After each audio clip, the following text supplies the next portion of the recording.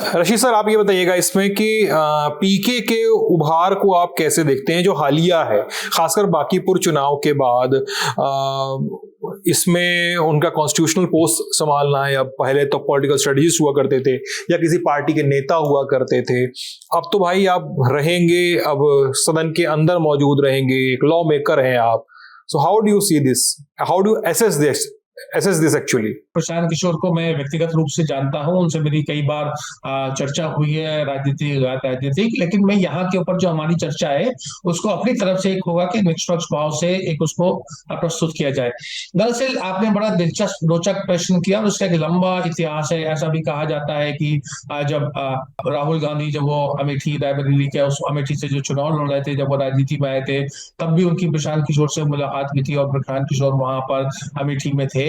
लेकिन बाद में जब राहुल गांधी सक्रिय राजनीति में आ गए तो राहुल गांधी के एक व्यक्तित्व के बारे में मैं एक बात जरूर कहूंगा, जो मैंने उसका आकलन किया है कि राहुल गांधी जो है, मतलब जिसे हमारे यहाँ कहावत भी है, अपना रख पराया चख।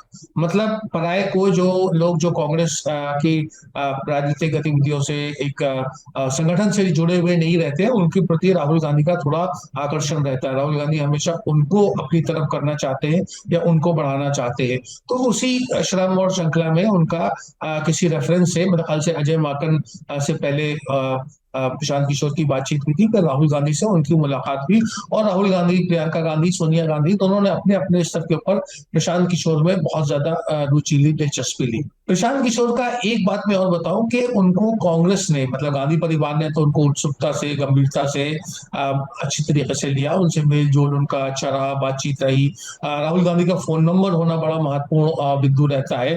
तृणमूल में जैसे जब तृणमूल अच्छे समय में थी तो 3-4 लोगों के पास में राहुल गांधी का नंबर था। डेरेक ओब्रायन का के पास था, अभिषेक बनर्जी के पास था, ममता बनर्जी, और जो थी ये महुआ मोइत्रा। सो महुआ मोइत्रा का जो पूछ परख तृणमूल में इसलिए थी कि उनके पास वो राहुल गांधी से बराबर बात कर सकती थी, उनके पास उनका फोन नंबर था। तो इस तरह से, इसलिए मैं बता रहा हूँ कि प्रशांत किशोर का राहुल गांधी से सीधा संबंध रहा। कांग्रेस में उसको लेकर के बड़ी बेचैनी रही। कांग्रेस में कुछ लोग उनको अच्छा मानते थे, लेकिन अधिकांश जो पुराने जो नेता होते जिन्हें हम घात की श्रेणी में लाएंगे, नाम लेना उचित नहीं होगा, उन्होंने प्रशांत किशोर की बड़ी विरोध किया। तो प्रशांत किशोर, जो आपने कहा खट्टा मीठा, तो मीठा तो गांधी परिवार से रहा, खट्टा कांग्रेस संगठन से रहा। प्रशांत किशोर को एक, जब वो एक रणनीतिकार थे, पोल स्ट्रेटेजिस्ट थे, तो बहुत से लोग, शरद पवार, बहुत से लोगों से मेरी बातचीत हुई, वो उनको इतना गंभीरता से नहीं लेते। उन्होंने कहते थे कि प्रशांत किशोर के पास अगर ब्रांड अच्छी हो, मतलब जैसे ममता बनर्जी का ब्रांड था, अरविंद केजरीवाल का ब्रांड था, अमरिंदर सिंह का ब्रांड था, तो ब्रांड के ऊपर वो जिता देते। वो खुद सक्षम नहीं है, उनको राजनीति की समझ नहीं, मतलब लोगों को लगता था ना कि हम राजनीति के विशेषज्ञ, हमें पता है।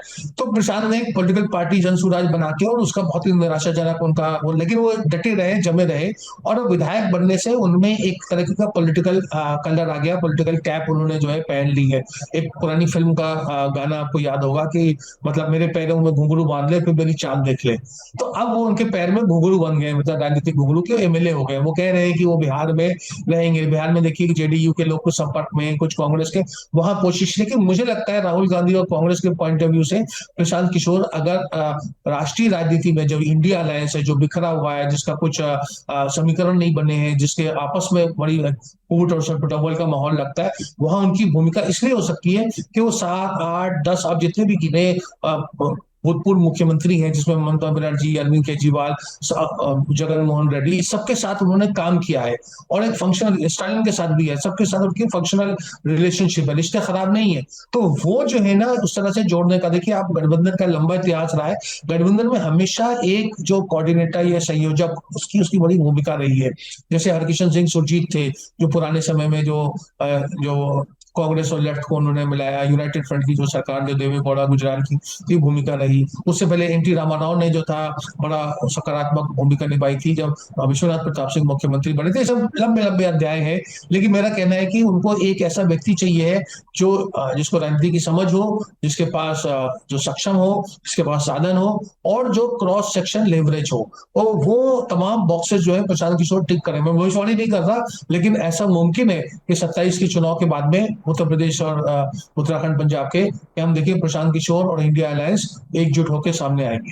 हिमांशु भाई, आप पर आते हैं एक बात बस जानना चाह रहा हूं कि हाउ मतलब BJP how do see Prashant Kishor win? Prashant Kishor को बिहार चुनाव में भारतीय जनता पार्टी इतना सीरियसली नहीं मानती थी।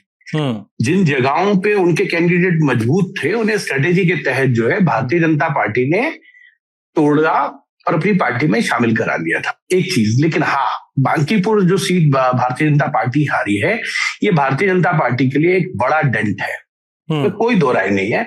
उसके कई लोगों से अगर आप बात करेंगे जो बांकीपुर चुनाव के प्रचार में भी थे और बिहार के जो नेता है उनसे अगर आप बात करेंगे तो उनका ये कहना है कि 2-3 इश्यूज बड़े भारी पड़े भारतीय जनता पार्टी पे।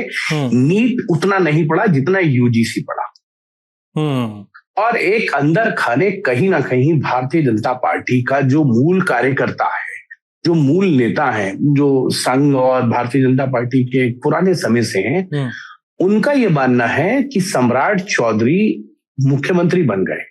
ये दर्द पहले भी विजय सिन्हा का निकला था जब सम्राट चौधरी को मुख्यमंत्री बनाया गया था। नीतीश कुमार ने जब मुख्यमंत्री पद छोड़ा था तो वो दर्द भी निकला था। तो पार्टी के अंदर एक तरीके की इंटरनल जो है वहां इस चीज को लेकर रस्साकसी है। तीसरा जो एक अपर कास्ट है वो नाराज है वहां, और कुछ लोगों से बात हुई तो उन्होंने कहा भरत तिवारी का जो इनकाउंटर है वो भी एक फैक्टर है। ये भी कहा जाता है कि उस सीट पे कायस्थ वोटर्स जो हैं बहुत मायने रखते हैं। कुर्मी हैं, भूमियार भी हैं, ब्राह्मण भी हैं, ओबीसीज में भी हैं, मुस्लिम भी हैं, यादव, बाकी सब है। लेकिन वो एक तरीके से भारतीय जनता पार्टी की सबसे सेफेस्ट सीटों में है, वहां भारतीय जनता पार्टी हारी है। ये भारतीय जनता पार्टी के लिए सच में एक बड़ा डेंट है, और भारतीय जनता पार्टी को इससे अब आगे सोचना होगा कि अपने जो मूल वोटर्स हैं, अगर उनकी नाराजगी यूजीसी या इस तरीके के इश्यूज पे है, उम्मीदवार के चयन पे है, तो भविष्य में भारतीय जनता पार्टी के बारे में ये भी कहा जाता है कि वो बहुत जल्दी, जो 2014 की भारतीय जनता पार्टी है, जो गलतियां उसको बहुत जल्दी ठीक करने की कोशिश करती है।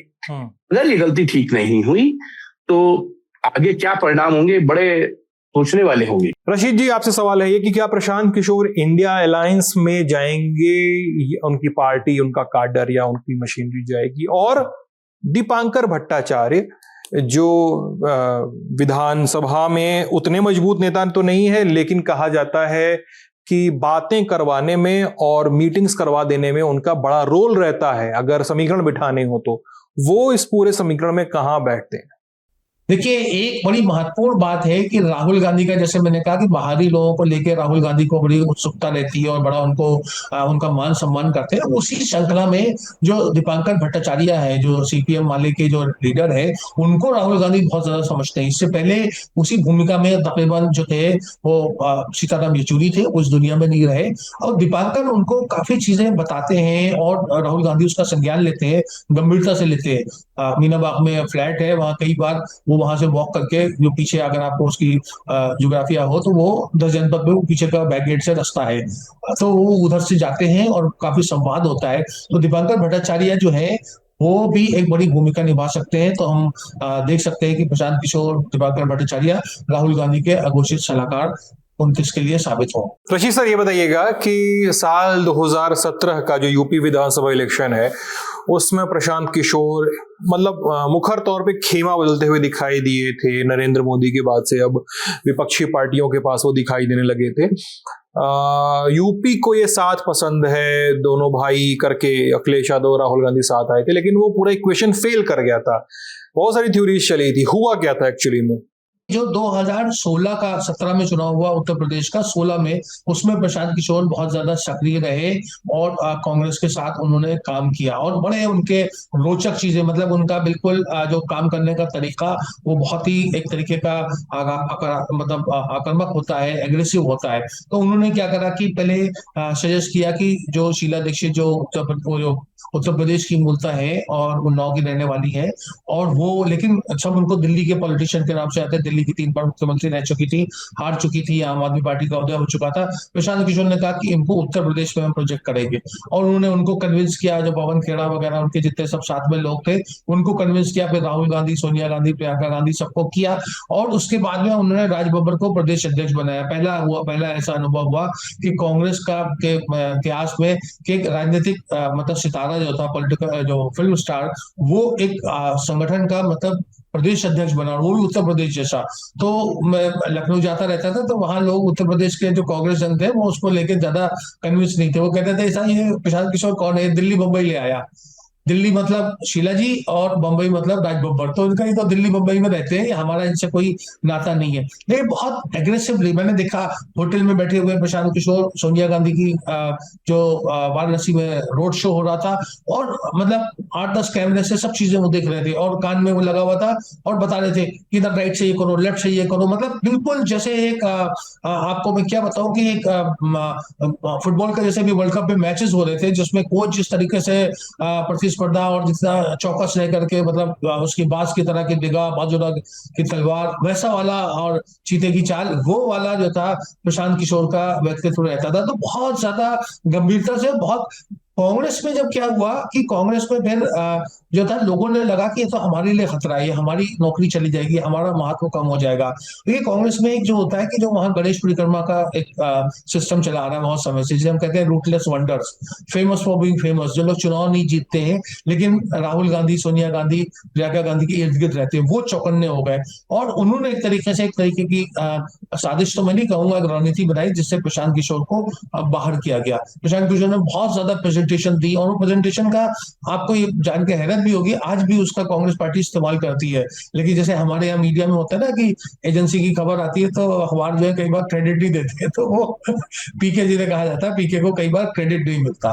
सर, पीके की जो जीत है बांकीपुर में बाई इलेक्शन में, खासकर दतिया का तो बतिया ही मत करिए जैसा अखिलेश यादव ने कहा था, लेकिन अगर पीके की बांकीपुर जीत को देखा जाए तो ये महाराष्ट्र के पावर सेंटर्स और गुजरात के पावर सेंटर्स को वो कैसे इसको पचा पा रहे हैं, या what they think around this कि पीके जीत के आ गए हैं। अभी तक वो पॉलिटिकल मैनेजर हुआ करते थे, कैंपेन मैनेजर हुआ करते थे, पॉलिटिकल पार्टी के लीडर हुआ करते थे, now he is on a constitutional post. उसको, पीके की जीत को कैसे देखा जा रहा है महाराष्ट्र में, खासकर अगर आप बता सकें तो। महाराष्ट्र में मैं नहीं जानता आप महाराष्ट्र को क्यों सिंगल आउट कर रहे हैं। ऐसा हुआ कि कल पीके यहां मुंबई में थे जी, इससे कई अटकलें लगाई गई क्योंकि वो सुनेत्रा पवार और पार्थ पवार से मिले जी। अब ऐसा हुआ है कि अजीत पवार के डेथ के बाद एनसीपी में काफी उथल पुथल हो रहा है, खास करके एनसीपी अजीत पवार गुट में। और पार्थ पवार जो एनसीपी अजीत पवार के जो अजीत पवार के बेटे हैं, वो एक तरह से अपना दबदबा बरकरार करने की कोशिश कर रहे हैं अपने परिवार का।